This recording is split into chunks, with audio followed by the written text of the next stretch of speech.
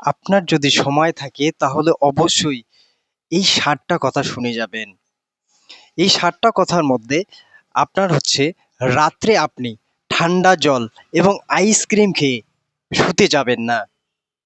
এটা আপনার শরীরের জন্য খুবই ক্ষতিকারক। পরীক্ষায় দেখা গেছে এরকম যারা করে তাদের ৮০% লোক হার্ট অ্যাটাকে মারা যায়। তো এটা থেকে সাবধান। রাত্রে ঠান্ডা আইসক্রিম বা ঠান্ডা জল পান করে আপনি শোবেন না। দ্বিতীয়ত হচ্ছে আপনি সকালবেলা স্নান করে নেবেন। সকালবেলা স্নান করলে আপনার কি হবে? আপনার সারাদিনে যে বডি টেম্পারেচার থাকে সেই টেম্পারেচারটাকে নিয়ন্ত্রণে রাখে। আর আপনার কি হবে? আপনার স্কিন সবসময় ঝকঝকে থাকবে। আর আপনার হচ্ছে সর্দি কাশি না হওয়ার একটা সম্ভাবনা আপনার শরীরে থেকেই যাবে। আপনার হবে না সর্দি কাশিটা। রাত্রে উল্টো দিকে আপনি যেভাবে শুচ্ছেন কেউ কেউ দেখি আমি উল্টো দিকে শুয়ে যায়। তো আপনি চিত হয়ে শুনবেন বা কাত হয়ে শোবেন উল্টো দিকে আপনি শোবেন না। এতে কি হয়? ব্লাড সার্কুলেশন সঠিকভাবে হয় না, আপনার হার্টে ব্লাড সার্কুলেশনটা সঠিক হয় না। এটা হার্ট অ্যাটাকের ঝুঁকি হতে পারে। মহিলাদের পিরিয়ডের সময় ঠান্ডা জল পান করবেন না।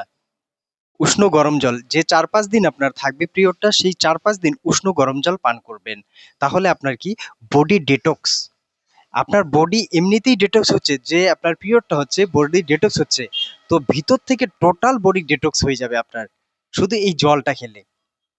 তো আপনারা ঠান্ডা জল পান না করে বডি উষ্ণ গরম জল এই কয়েকটা দিন পান করবেন। যাদের স্মৃতিশক্তি কম, যাদের স্মৃতিশক্তি কম থাকে প্রতিদিন ১ টুকরো করে ২ থেকে ৩ ইঞ্চ নারকেল দিবেন। নারকেল চিবিয়ে চিবিয়ে খাবে যেকোনো সময়। আপনি যদি এটা এটা দিতে পারেন দেখবেন যে বাচ্চা বা বয়স্ক যাদের স্মৃতিশক্তি কম তারা স্মৃতিশক্তি বাড়া চালু হয়ে যাবে। সকালে সকালবেলা ব্রেকফাস্ট যখন আপনি করবেন কাঁচা পেঁয়াজটা অ্যাড করে রাখবেন। কাঁচা পেঁয়াজ আপনি সঙ্গে খাবেন। এটা আপনার কোলেস্টেরল নিয়ন্ত্রণ করবে, ব্লাড প্রেশার কমাতে সাহায্য করবে। যারা দুধ খেতে পারে না, অনেকেই দুধ খেলে অনেক সমস্যা হতে পারে, লিভারের সমস্যা হতে পারে। তো লিভারের সমস্যা হয়। তো তাদের জন্য তারা কি করবে? রাত্রে শুধু কাঠবাদাম ৮ থেকে ১০ টা ভিজিয়ে রাখবেন। সকালবেলা সেই সিল্কাটা উঠিয়ে চিবিয়ে চিবিয়ে খেয়ে নেবেন। তাহলে আপনার এই বাদামের মধ্যে পোষক তত্ত্ব থাকে, যেটা আপনার শরীর সুস্থ ও সুস্থ এবং স্বাস্থ্যকে রক্ষা করতে পারে। তো ছোট ছোট জিনিসগুলো আমরা যদি মেনে চলি তাহলে আমাদের শরীরে অনেক রোগের হাত থেকে আমরা বেঁচে যাব। তো এই নিয়মগুলো, ছোট ছোট নিয়মগুলো আপনারা মানুন এবং সুস্থ থাকুন। আপনার পরিবার সুস্থ থাক, আপনি সুস্থ থাকেন। আজকে এখানে রাখছি, আবার দেখা হবে নেক্সট ভিডিওয়ে।